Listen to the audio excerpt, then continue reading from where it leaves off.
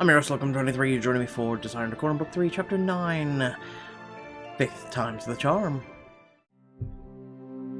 On the morning of Viscount Westonly's wedding, you stand at the threshold of your townhouse, staring at the stranger on the steps before you. He rises from his bow. Forgive my poor manners. I'm Mr. Ezra Harper, Sir Luke's brother. You are, but I'm glad I could finally lay eyes on the esteemed Countess of Edgewater. Sir, please, let us move this conversation inside. I think we will both be more comfortable in the parlor. You begin to head in, but you look back at Mr. Harper. He crosses his arms, refusing to budge. I have a right to see my brother, and I won't leave this spot until I do. Bambi looks curiously at Mr. Harper as Pugsley releases a low growl. Mr. Woods hesitantly approaches you from behind and speaks quietly to you. Shall I escort Mr. Harper off the premises, my lady? I don't think that'll be necessary, but go fetch Sir Luke from Mr. Sinclair's townhouse. Mr. Woods steps aside, sidesteps you, and Mr. Harper then takes off in the direction of Mr. Sinclair's house. Why isn't my brother here? I was told Sir Luke resides here. He serves Edgewater Estate, yes? Sir Luke is his own man, and is free to stay wherever he desires. Mr. Harper takes a step towards you and smirks. You know, I've heard stories about the gracious Countess Bella of Edgewater, who, with the help of Sir Luke, saved all of England. You seem to be quite the clever lady. I do wonder if... Back away, brother. Your head snaps up, and you see Sir Luke rushing down the street until he stands between you and Mr. Harper. Keep that open palm, son. We need not to hit this fella. Ah, Sir Luke, I'm pleased you could... Are you hurt, my lady? Please tell me you remain unharmed. I'm completely fine. I assure you, your brother has done nothing to harm me. We were simply talking. I know my brother, and I find that difficult to believe. Luke, brother, it warms my heart to see you after all this time. I thought I made it clear last time we spoke that I never wanted to lay eyes on you again. But how else am I to congratulate you on your knighthood? You don't. But isn't it wonderful, Luke? The new land, power, something we never dreamed of as children. And the title you must... come with a bit of money. You must know our dear mother needs help. What did you do this time? I send Mama whatever I can whenever I can. In fact, I put an envelope in the post only last week. Then why does she need money now? Did you invest this money as well? I'm good on my word, I promise. Things will turn around. I only owe a few more people presently. Remember, we are brothers. We're supposed to help each other. Isn't that what, Mama? Do not turn me into the villain here. You have taken advantage of my generosity too many times. Brother, I beg of you. Mr. Harper, what if I gave you the money? You would help me, a stranger. I won't pretend to know the entire situation, but any family of Sir Luke's... I'd be honored and sing of your praises if... No. But Countess Bella offered to... My lady, I don't wish to see you or your household dragged in the scandal because of him. Trust me when I say he should leave immediately. If you say so, Mr. Harper, I think it's time you left. Luke, Mama will be ever so disappointed when she hears you refuse to help. Mr. Harper turns around and disappears down the street. Sir Luke sees beside you, clenching his fists. Damn you, Ezra. Damn you to hell. Sir Luke storms off towards the stables, and you run to catch up to him.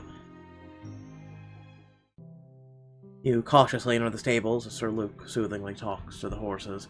You would never betray me like that. You would never gamble all our money away.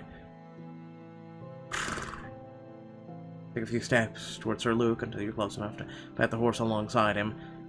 I didn't realize it was that dreadful. Sir Luke touches his forehead to the horse's snout and size. Can you explain what happened back there? It's a long story. I never thought I'd see Ezra again, and we used to be the closest of brothers until... Luke clenches his fists as he thinks back, but takes a deep breath, pulling his focus back onto the horse in front of him. Most likely we'll have to pay diamonds for this. Forgive me, but I don't think I can tell it here. I'm in need of a ride around the park to calm me. I understand. I only wish I could help you more. Perhaps you can. Come, accompany me for a ride. We can take the horses out for a bit, and I promise to tell you the entire story. If you have time, that is. I know a lady like you must properly prepare for today's wedding. Go for a ride and hear Sir Luke's story. Prepare for Viscount Westonly's wedding immediately. Why not?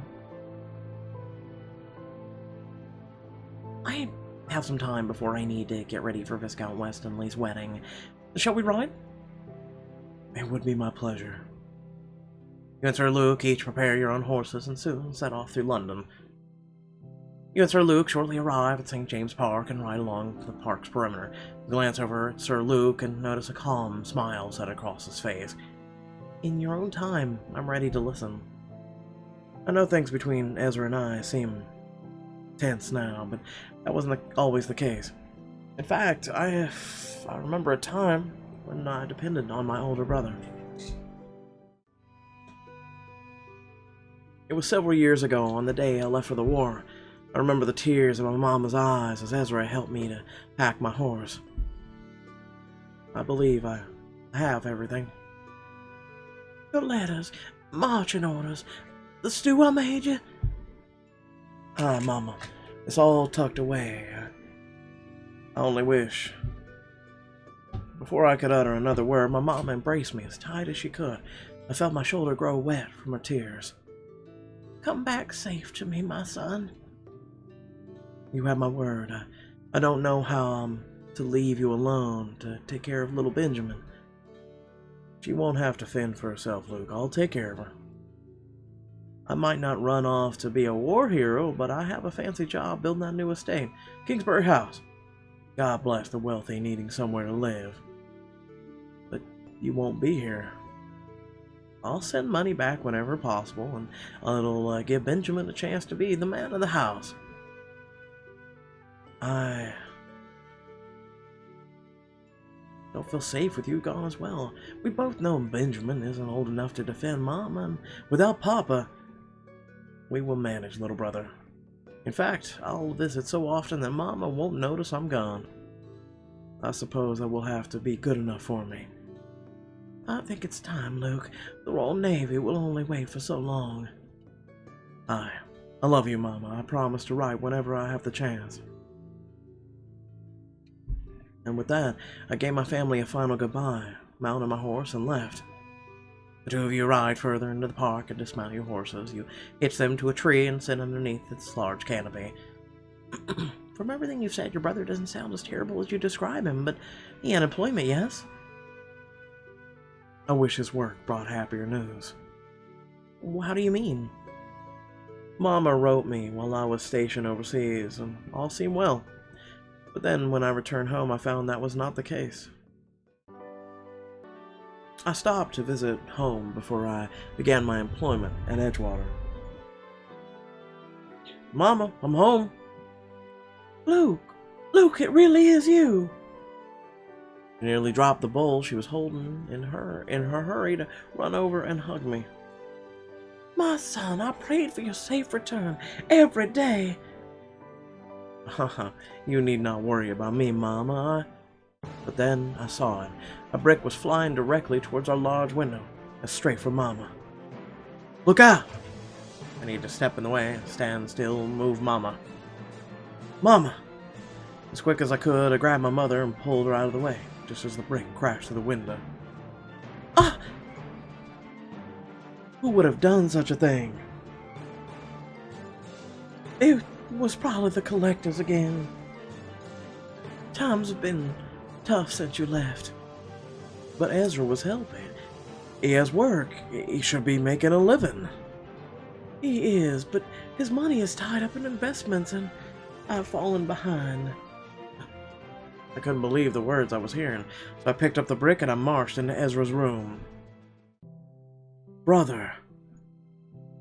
I sat on the bed beside him and dropped the brick on his lap. Huh? Ezra, tell me what is happening. Let me help. What are these investments Mom is telling me about? I risked all our money in a game of chance and lost it all. Oh. You stupid mother. Investments, Maya. Ezra, you have to stop. These gambles aren't worth the risk. Luke, I don't know that I can. If you don't, the next time the collectors come, this could end your mama or even little Benjamin. Never meant for things to get this bad. I wanted to involve Mama, or never wanted to. You're my older brother, Ezra. You're supposed to take care of the family. It pains me to watch you struggle. I swear things will turn around. I know they will. I have new employment at Edgewater Estate to help with the strain as you sort your affairs. Thank you, Luke. I'll be the older brother you deserve, and I swear to help out Mama. But he never did. Things only got worse. He gambled all the wages I sent to Mama. He lost everything. Eventually, I had no other choice but to throw him out of the house. I'm so sorry. I can't imagine how difficult that must have been. It was the hardest thing I've ever done, but it had to happen. Yet, nothing can compare to the last time I saw Ezra. He crossed the line that day. I was utterly terrifying when I asked to meet the Earl in his study. Ah, Mr. Harper, there you are. My lord, is there something... Good day, little brother. Too much to my surprise, Ezra was there, sitting across from the Earl. I stood there completely dumbfounded as to why he was at Edgewater. I don't understand. Why are you here? The Earl of Edgewater has been very generous to our family. He deserves every gratitude I can afford. Thank you for your contribution, my lord. Mother will appreciate this greatly. I spotted the lie immediately, but the Earl handed Ezra a few notes from the locked drawer in his desk. Any family of Mr. Harper's is family to mine, especially when helping out your mother. My lord, my brother is a fraud. How could you say such things? It's our mother who needs this money, not me. I sent payment to her last week. She should not be desperate. That is where you are wrong. The money turned into a sour investment.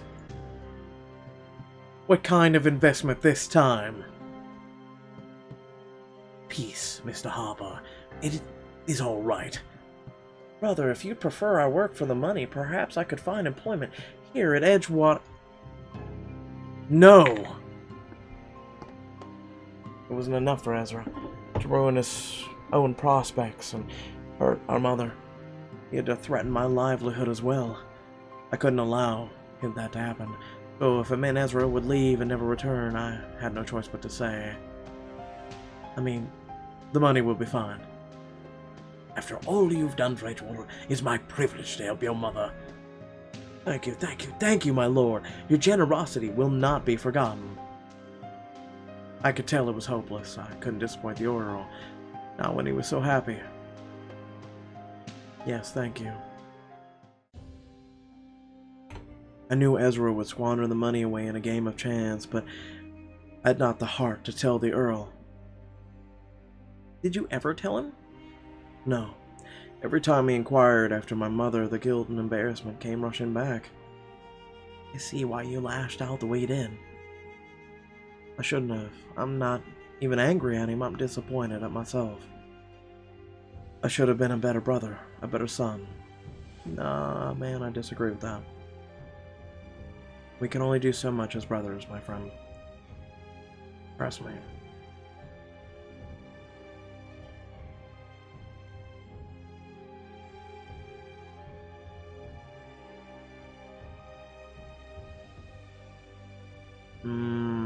No, you're justified to be mad at your brother.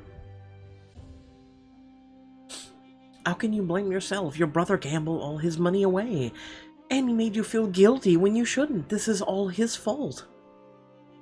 I know you have a point, but I can't help but feel some responsibility. But I appreciate you listening to my story. Does this mean you're feeling a little better? Indeed. You deserve all the credit. I know not how, but you always find the correct words to say. I am always there for you. I know you would, and have done the same where our situations was reversed. You look around the previously deserted park, and now notice it bustling with people going about their day. I think that means it's time to leave. Thank you for sharing today, but I must return to get ready for Viscount Westonly's wedding. Let us not delay them. You and Sir Luke mount your horses and set off for your townhouse.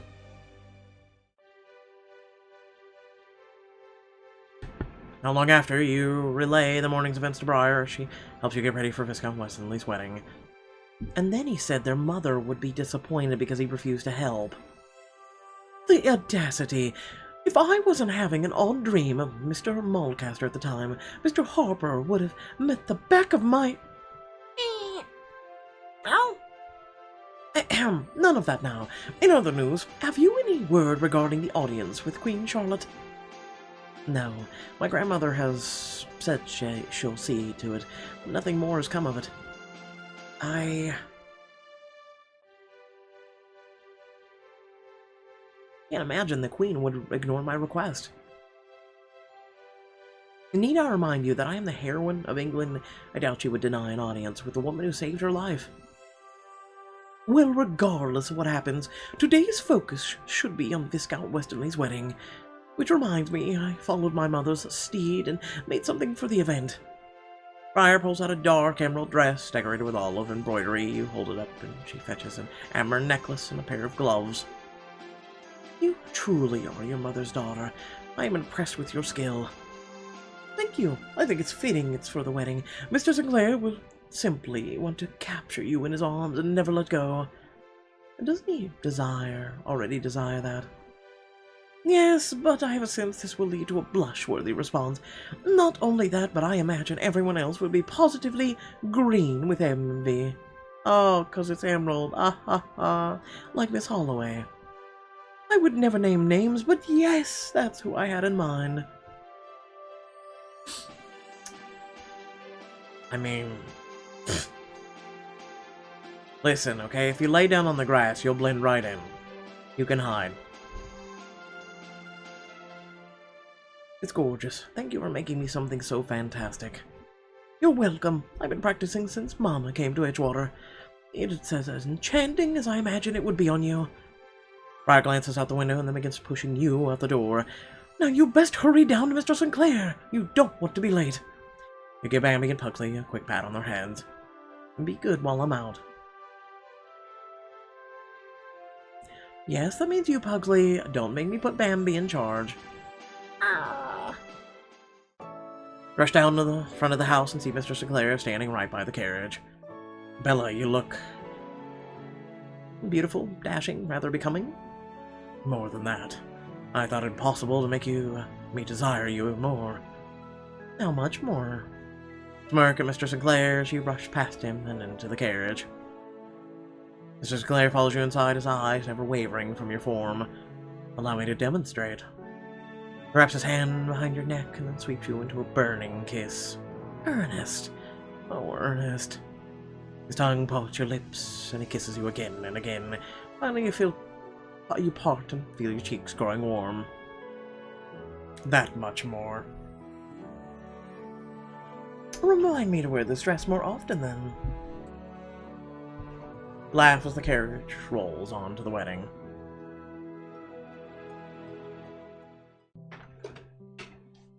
A short ride later. You and Mr. Sinclair finally arrive at St. George, Hanover Square Church. People flood into the chapel, but as you exit the carriage, you hear sniffling coming from nearby. Do you hear that, Mr. Sinclair? Is someone crying? As you look around, you discover a familiar figure peeking out from behind a bush. Why are you crying? I mean, Wait, don't answer that, I know why.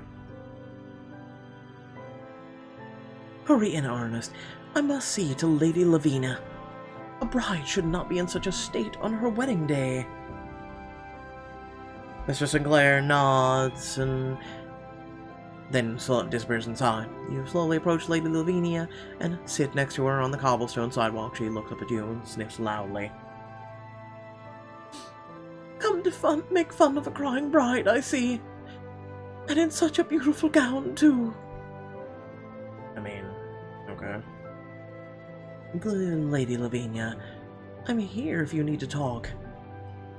Yes, I'm in need of a walk right now. Oh my god, these two are fucking killing my ass. I would rather walk away from the church. Anywhere but here would be best. That was not what I meant, but she takes in your shocked expression, then bawls even harder. Oh, I must have done it again. It's all right. Let it all out, my lady. You rub a soothing hand against her back as she continues to cry. I thought you liked Viscount Westonly, but I suppose not anymore? Did he do something I should be aware of? I love Viscount Westonly. He has done nothing wrong. It's everyone else I fear. My Westonly was the first person who never batted an eye at my words or asked me to repeat anything. Because he's faking. You two do share a truly remarkable bond. I know the other ladies snicker at me. I don't know what I'll do if I mishear Miss Bishop Monroe today. I could not bear to be made a laughingstock on my wedding day. I beg of you, Countess Bella. Oh, you are so wise. What should I do? Ask Bishop Monroe to yell. My lady, you should memorize the words. Disguise the birds, that's it! I'll pretend all snickering ladies are disguised as old lady hags. If I can get through the ceremony, I don't feel embarrassed in front of them. I didn't say that. It was... But before you can utter another word, she hugged you tightly. Oh, thank you, my lady. I am so happy you were here. I'm all glad that you are feeling better. I should go find a seat before your entrance. When you enter the chapel, you find it bustling with guests. You look around and finally spot 2 seats open beside Viscount Harry. Brilliant. It's the perfect chance to speak to my brother and sit with Mr. Sinclair. Viscount Harry gaze slowly turns to you. Countess Bella, I see you dressed for the occasion. I see you're actually polite in moments. It compliments you well. I'm surprised to hear such praise, sir, but thank you. You begin sliding into the pew, but suddenly Countess Henrietta swoops in and steals your seat. My apologies, my lady, but the seat is already spoken for. That is not a problem. I will manage. Your eyes flick to the still open seat beside Countess Henrietta, but she immediately places her recticle on it. This one's taken as well.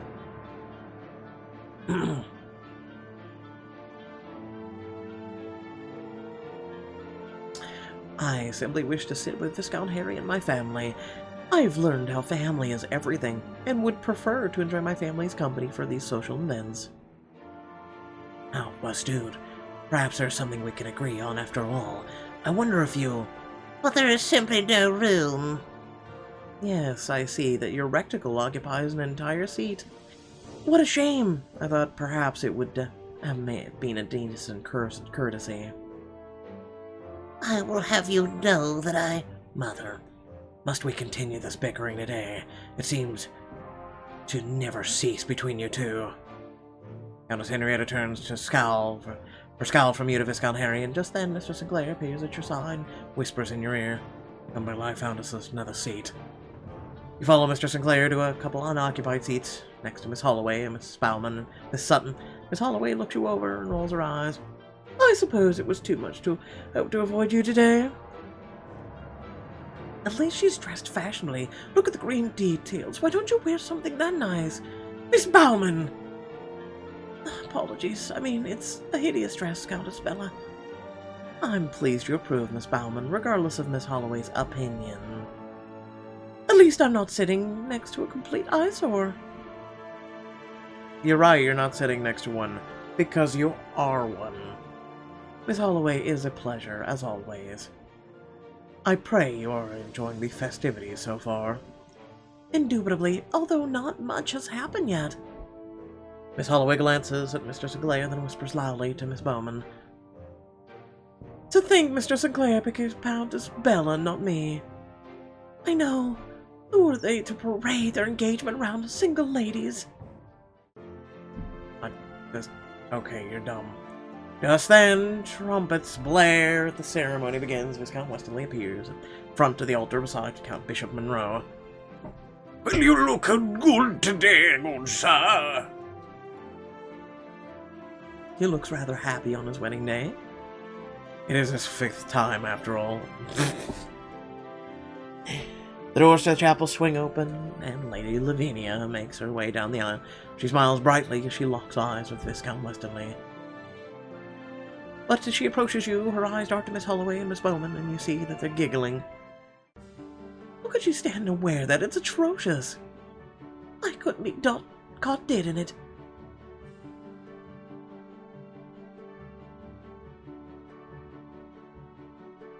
Hush, she looks beautiful. You find her beautiful. Surely you jest. Perhaps your eyesight is worse than I thought.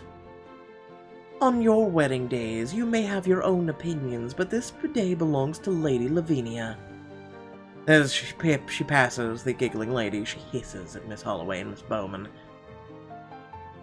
Begone, old hags! You birds hold no power over me. Did you just call us birds? And old hags, I am the only one in 20.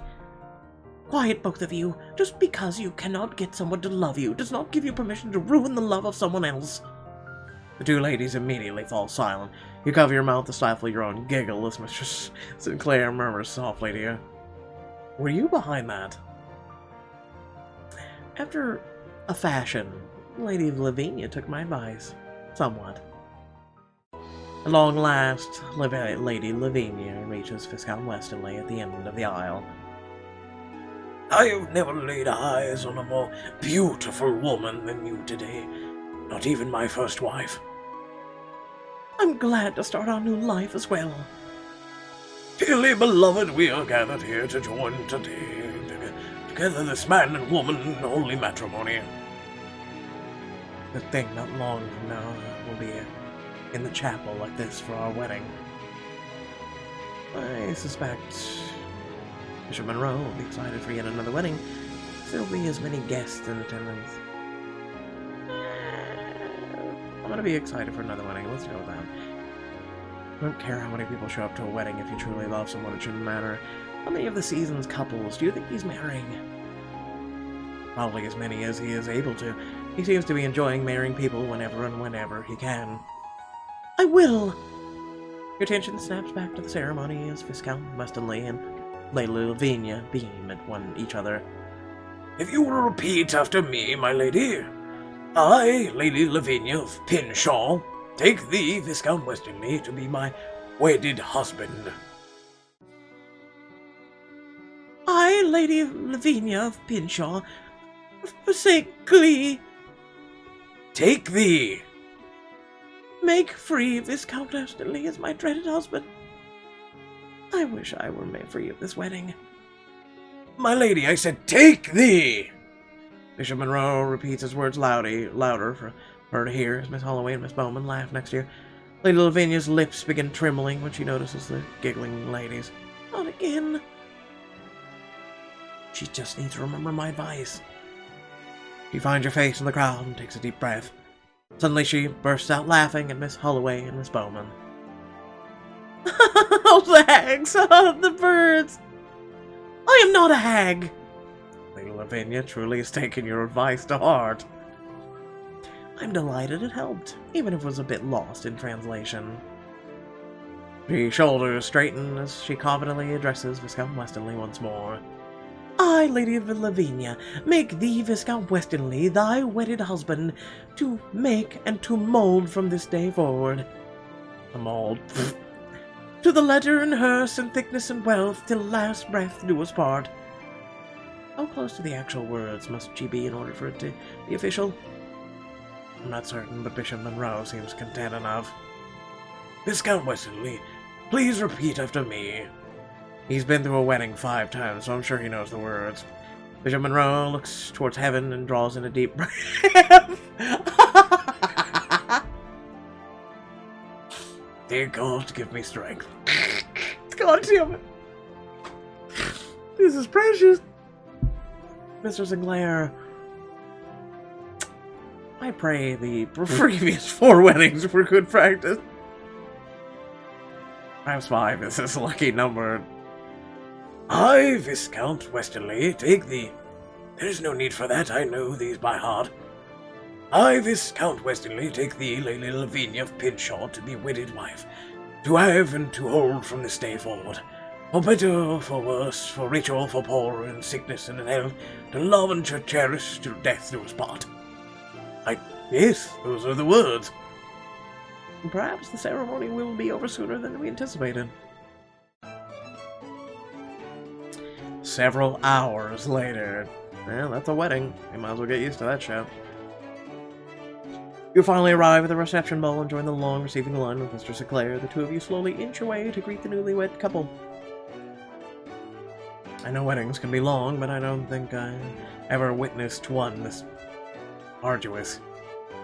Regardless, we survived, and Lady Lavinia is now Viscountess Lavinia. Good evening, Countess Bella and Mr. Sinclair. I wondered when we might see you. 3 shoes, I only have 2. My lord and lady, I offer you congratulations on your wedding day. Okay, so we have to look at this with, like, if you've ever dealt with people who are hard of hearing. Also, let's see.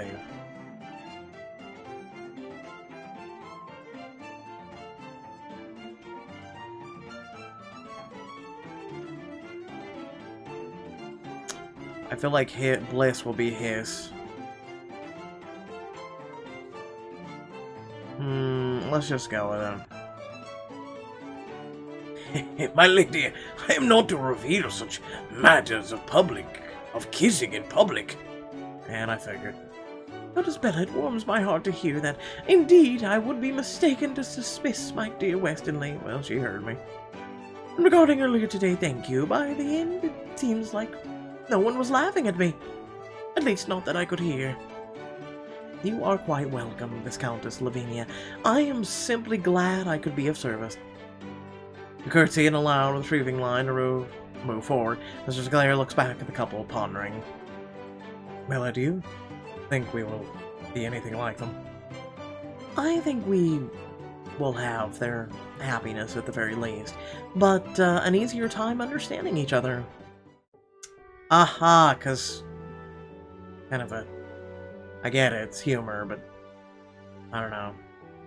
As you walk past the dance floor, you notice Mr. Chambers solemnly staring into his glass of port. Pardon me, Ernest, but I should see to Mr. Chambers. Mr. Sinclair nods and then leaves you to approach Mr. Chambers. Good evening, sir. Did you enjoy the ceremony? It was beautiful, but I wish Mr. Knievy could have been in attendance. Yes, I'm surprised he was not able to attend by your side. If only travel did not take so long between here and the Ottoman Empire, then he could be beside me. Mr. Chambers, I'm sure he wishes he was here as well. If nothing else, Mr. Knievy is here in spirit. But you know he would be here if he could. Yes, perhaps you're correct. I need to remember that he is beside me wherever I go. Just then the ballroom doors swing open and a familiar, smiling face waltzes towards you. Oh, hey, look at that! It's Mr. Knievy. Well, Mr. Knievy, I see you made it after all. Nothing could keep me away, at least not from the banquet. Mr. Knievy, how are you? Here in England. Mr. Chambers moves to take Mr. Knievy's hand, but stops himself short. Forgive my deceit. I've been accompanying Madame Reza, and our travels have taken us to London. I tried desperately to see you sooner, but our schedule has been so demanding, and... Shh! I never thought I could be so happy as I am right now. You are by my side once more. I am glad to see such a reunion. I think I'll leave you two to reacquaint yourselves. As you leave Mr. Chambers, Mr. Knievey, to find Mr. Sinclair, you pass Viscount Harry by himself watching a cotillion on the dance floor. Good evening, Viscount Harry. What do you think of the day's events? Adequate. Surely you must have formed more of an opinion than... Are you disturbing my son again? Jesus Christ, woman, he's a fully grown man! Mother, I am able to hold my own. I'm simply looking after you, my son. Countess Henrietta, I simply wish to have a civil, private conversation, but it seems that much is too much to ask for, but so by all means, interject where you are not wanted. If I were you, I would not concern yourself with Viscount Harry. Not when your friend is in need of some assistance. What do you mean by... I'm trying my best here, Annabelle. Why won't you? Why won't I freely submit to your will? Why won't you listen? Not far from you, you catch Miss Parsons whispering loudly to her father in front of Mr. Knievey. You dart over to them quickly. He is a single man. I dare say you would find him becoming. He might not have a large fortune, but... As the two of them continue to argue, Mr. Knievey whispers to you. Countess Bella, I am at a loss. Complimented Miss Parsons' attire and it led to this. I apologize on their behalf. Perhaps I can help ease the tensions. Father, you picked the first unmarried man that waltzed in the room. Do not deny it. I do not, but I don't see what issue you have with... Or she dropped dead with a heart attack, you pompous ass. You realize Mr. Knievey lives in Constantinople. If I wed him, I would have to move far away. I refuse to let my daughter be a spinster. That is not your decision to make. I welcome the idea. You had best get used to it, Father. I will not. Not when Mr. Knievey is a suitable match. Listen to me, stop yelling. You're both causing a scene. Or have you not noticed all the guests' eyes are watching you presently? Perhaps they would not be if you did not decide to meddle with our affairs. This would happen regardless of my presence, sir. Whether you wish it or not, everyone is watching you. Mr. Parsons, I believe I can end this. I won't marry Miss Parsons or any woman who does not wish to marry me. Is that not answer satisfactory enough for your father, or must he repeat himself? I need some air. Mr. Parsons' face continues to redden as he brushes past you and Miss Parsons and heads straight for the door. Thank you for your assistance, Mr. Knievey. Everyone deserves to marry someone they truly love. Miss Parsons is no exception to that. Mr. Knievey flashes an apologetic smile before returning to Mr. Chambers' side. Miss Parsons continues to seethe beside you. How many times must my father and I go round in a circle before he understands? I fear it will take a miracle. Know that you will always have a place at Edgewater, should you desire. Thank you, Bella. You are a true and dear friend. Now go, enjoy your evening with Mr. Sinclair. I know you wish to be with him. Are you certain? I don't wish to leave you in such a state, and you have one of a kind love. Go cherish it. Miss Parsons reassuringly squeezes your hand before you find Mr. Sinclair across the room. Mr. Sinclair looks around the banquet and smiles to himself. To think we were so close to sharing a day like this, surrounded by those who hold dear. Can we not invite Mr. Parsons? Thank you. The wedding preparations have just been overwhelming at times. Perhaps I can help with that. I know a place where we can wish all our worries away. The reception is nearly over. No one would notice if we were to retire early. All I need is a yes and I'll whisk you away. Escape with Mr. Sinclair to discover his secret place, to wish away your worries and spend some alone time with him. Yes, show me this magical place. Follow me, then. The two of you slip out of the ballroom together and through the London streets until you reach a nearby park. When you arrive, you look around at the numerous people milling about. Oh, the park. No, it's what's hidden behind us. But I need you to shut your eyes first. Must I? Can I not? Do you trust me? Of course I do. Then trust me when I say this, you will want to experience this place at once, not as you enter. You meet his gaze, staring into his eyes carefully, and then you place your hand in his. All right, if you insist. Shut your eyes tightly, yes, Mr. Sinclair. Other's hand wanders to your waist. He guides you through the grass. Where are we going?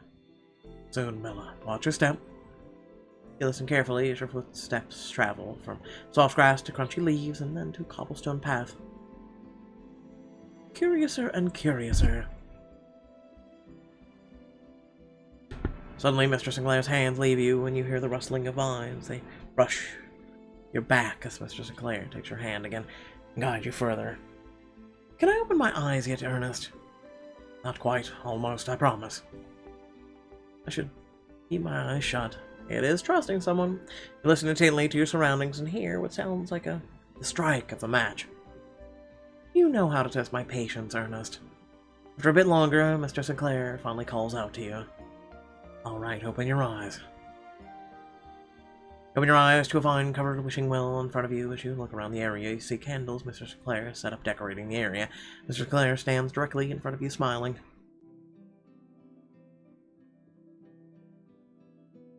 Ernest, it's beautiful. You are beautiful. I can understand why you wanted me to see this all at once. I'm delighted you approve. Wherever did you discover such a magnificent place? I was fortunate enough to notice it during a walk through the park not long ago. It's quite hidden behind the hedges here, so no one will discover us.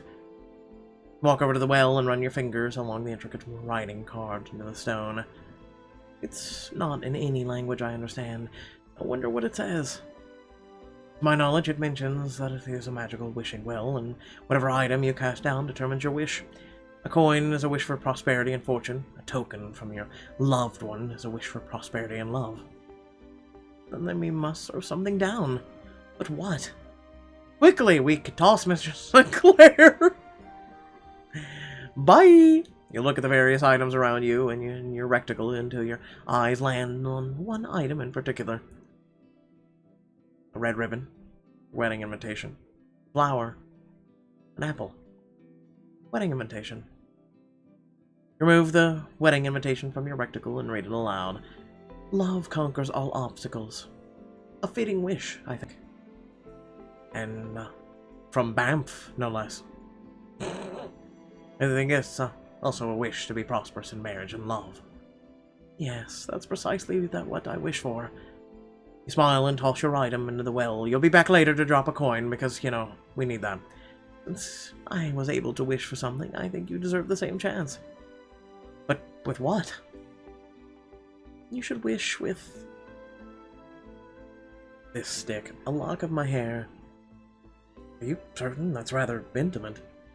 There is nothing more I would rather give you. I think it's a wish that we are united in love, physically, emotionally, spiritually. Mrs. Sinclair helps you cut off a small lock of your hair. It's not what I imagined, but I think it's the perfect wish. Mr. Sinclair tosses it in, and you watch it fall to the water below. His hand reaches across the stone of the well and finds yours. He looks up and locks eyes with you. Ella, words cannot begin to encompass the scope of my feelings for you. I see you standing next to me, and my heart leaps out of my chest. Somehow, out of all the millions of people in the world, I found you. Mr. Sinclair plants a sample kiss on your cheek, and then he pulls back.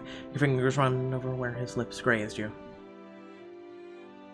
Ernest, hold me close. It's all I ever wished for.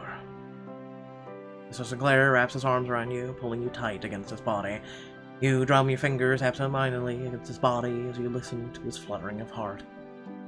I love this sound.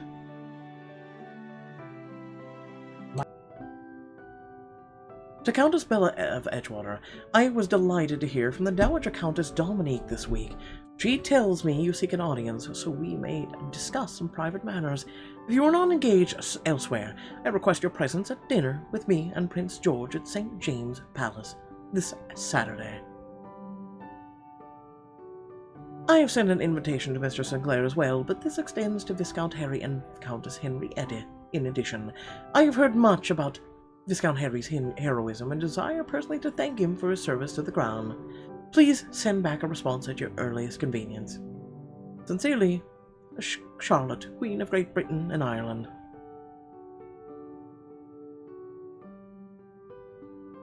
I'll finally have a chance to talk to Queen Charlotte and the Prince Regent in 4 days, but Viscount Herring and Countess Henrietta will be there as well? I mean, that is life. So, next time on Desire Decorum, you received an invitation to dine with royalty. Will your manners dazzle at St. James Palace, or will your family threaten your chance to warm the crown? So without further ado, thank you all for watching. Please remember to like, share, and subscribe. By doing so, hey, you join the many people who have subscribed to this channel, who enjoy this content, and hey, it's a great way of just showing your support. Speaking of support, if you do subscribe or are subscribed, make sure to hit that bell icon so you'll receive notifications of when I upload content. That's very important, otherwise YouTube, unless you specifically search for me, YouTube will probably never show you my content ever again, unfortunately. That is their algorithm. Also, there are links down below to social media accounts if you'd like to support me and my content, which is greatly appreciated. Again, it supports not just me, but my family, things like that, because we're going through some really hard times. If you don't know about them, please feel free to ask, or look at the community tab on YouTube, Twitter, Facebook. I've posted a million other places, and that's just what's happened in the past week. I've only posted about a couple other things in our Discord, so there is a link to our Discord down below as well. And without further ado, thank you all for watching, and I'll catch you all in the next video. Good day.